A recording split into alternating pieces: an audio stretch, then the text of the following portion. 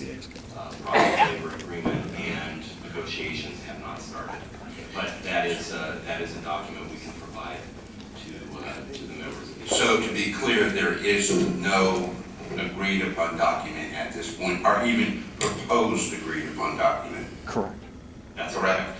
That's correct. Mr. President, Greg Cantor, I received a copy of that from not the AGC, the Building Trades Association one. I received an email today, the whole document. It's a sample PLA It's a that they sample, put out yeah. there that they would, right.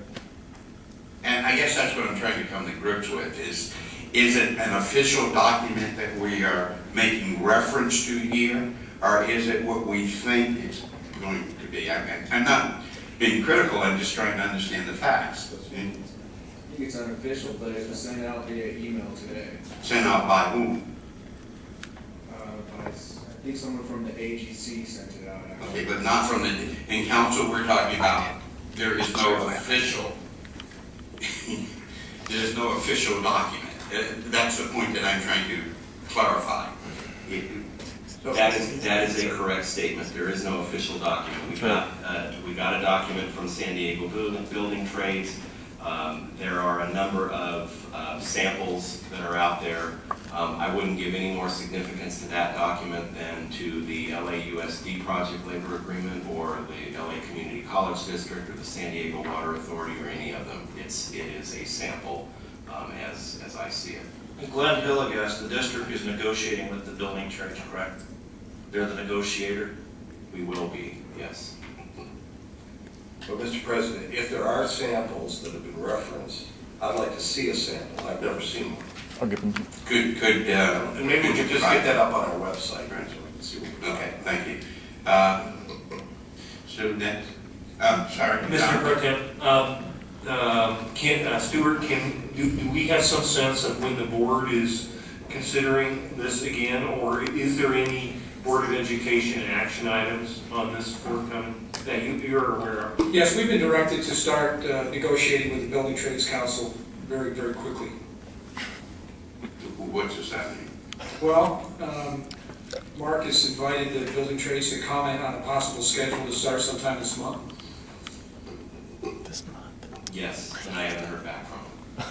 Okay, but that helped this month. Yeah, and that's not to suggest that the email went out yesterday, and I should correct that, I have heard back that, and the response was, I'll get back to you when I check with the committee. So we're in the process of scheduling a meeting.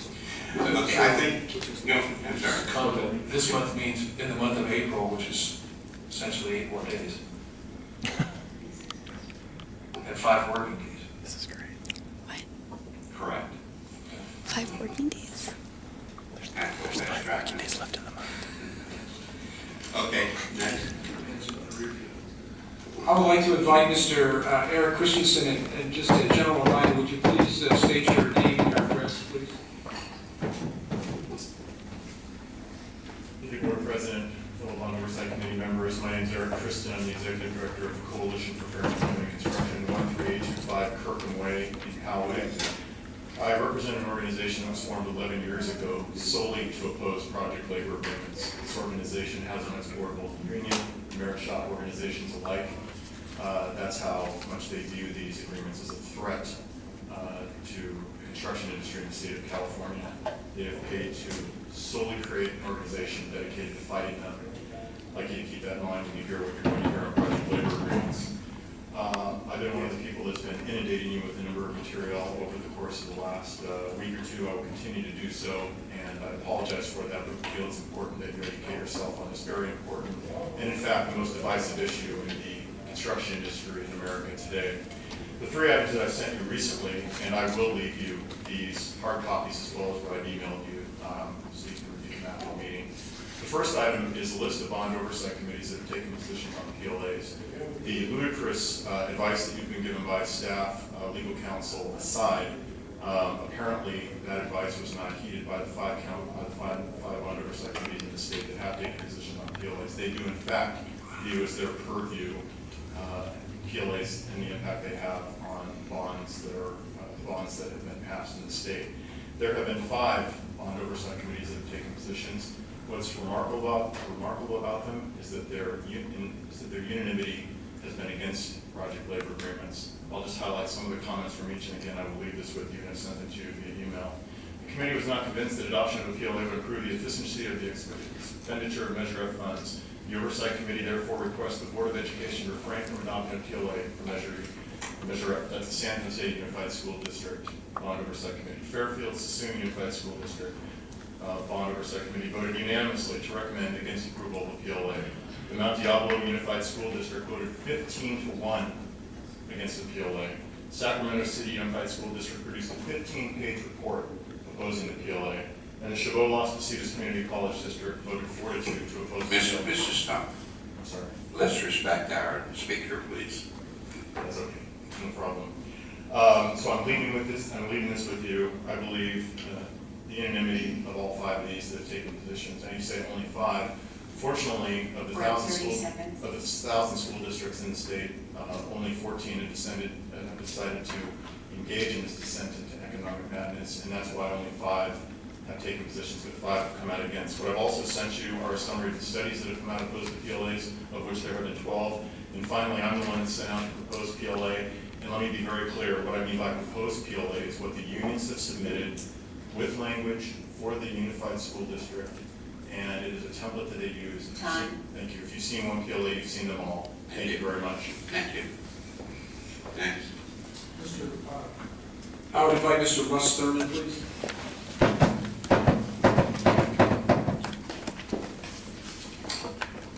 My name is Russ Thurman, 12975 Brookmere Place. I'm going to reiterate a lot of what your subcommittee actually has already found. My name is Russ Thurman. I'm a trustee for the San Diego ABC Training Trust. I am here on behalf of the over 500 current students that we have in our training program. If the current PSA is being proposed for Prop S bond measures adopted, then all of these apprentices in this state-approved program will not be able to work on these projects. I say this because of Article 11 in the proposed PSA. It states apprentices only from the joint apprenticeship program are allowed to work on these projects. We would need this language changed in order for these apprentices to be able to work on this project. If we could get this language changed and done, then the next hurdle would be Article 9 in the same PSA. It states that all employees' benefits are to be paid into jointly trusted benefit plans, union plans. These benefits include pension, health, vacation, training. This would mean that our apprentices, even if they are allowed to work on a project, would have pension and vacation funds put into a plan that they could not retrieve them from. Then their health funds would be delayed. They'd have a 90-day gap because they changed plans and they wouldn't be covered in health benefits for 90 days. They'd lose that money. And lastly, their training funds would be put into a program they neither are a participant in order they support. Can I, as a trustee, condone that and tell them to go do that? Absolutely not. I have a fiduciary responsibility to those apprentices, and I would never tell them to go do that. I have heard, as you just reiterated, that non-union apprentices get paid differently than union apprentices if this PSA was passed. Not true. It is prevailing wage, as you said. All people will be paid the same on this. The only difference is, our apprentices then would have to go pay union dues into a union that they don't belong over and above their wages. They would lose money.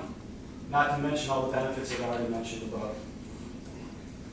So, some things to think about.